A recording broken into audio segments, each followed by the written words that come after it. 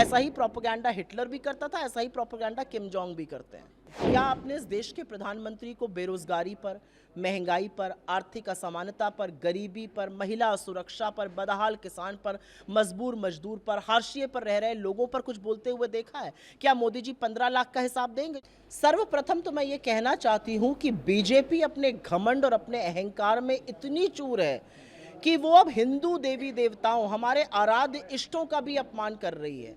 ये कहना कि महाप्रभु भगवान जगन्नाथ मोदी के भक्त हैं, ये करोड़ों हिंदुओं की आस्था पर ठेस है, उस पर प्रहार है और ये गुनाह है, ये पाप है। इसकी माफी नरेंद्र मोदी को मांगनी चाहिए। लेकिन ये कोई छोटा सा बयान नहीं है, ये एक सोची समझी साजिश, एक छोटा सोचा समझा प्रोपेगेंडा का हिस्सा है। संबित पात्रा ने ये कहा है, उसके पहले चंपत राय विष्णु का अवतार बुला रहे थे, उसके पहले गिरिराज सिंह भगवान दिख रहे थे उनमें, त्रिवेंद्र रावत ने ऐसी बात करी, कंगना रनौत ने ऐसी बात करी, साक्षी महाराज ने ऐसी बात करी।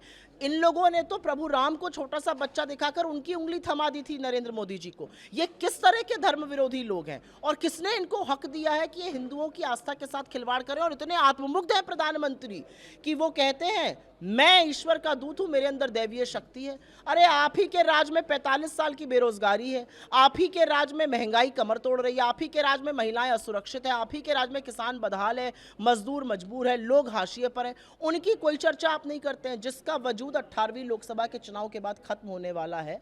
आज वो इस तरह के ढोंग रच रहा है, इस तरह की हमारे धर्म और हमारी आस्था पर प्रहार कर रहा है और हम चुप रहेंगे? कतई चुप नहीं रहेंगे। ये प्रोपेगेंडा का हिस्सा है। ऐसा ही प्रोपेगेंडा हिटलर भी करता था, ऐसा ही प्रोपेगेंडा किम जोंग भी करते हैं।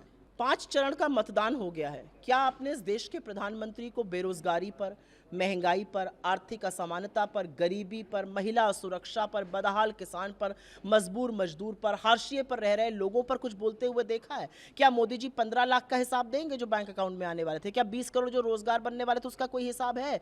क्या 100 स्मार्ट सिटी का हिसाब है? क्या रुपया और डॉलर जो एक हो जाना था उसका हिसाब है? 84 पर रुपये को पहुंचा दिया है। क्या पेट्रोल डीजल 35 पर मिलने वाला था उसका हिसाब है? क्या किसान की दुगनी आय का हिसाब है? क्या 5 ट्रिलियन डॉलर की इकोनॉमी का हिसाब है? इधर उधर की ऊल जलूल की बातें। पहले चरण में मुस्लिम लीग मीट मुर्गा मछली नजर आ रहा था, म से मणिपुर, म से महंगाई, म से महिला सुरक्षा नहीं नजर आई। दूसरे चरण में आते आते आपके मंगलसूत्र और भैंस और कमरे पर आ गए। तीसरे चरण में आते आते अपनी आंखों के पुतली अडानी और अंबानी को स्वाहा कर दिया। चौथे चरण में आ गए तो गजनी जैसे बन गए, गजनी का किरदार समा गया इनमें। कहने लगे मैं हिंदू मुसलमान करूं, मैं रहने योग्य नहीं हूं। अगले ही पल करने लगे, शुरू से करते आए, वजूद ही है। और 5वां चरण आते आते इन विक्षिप्त बातों को करने लगे। तो प्रधानमंत्री को अपनी आगामी हार दिख रही है और ये उनकी बौखलाहट बोल रही है।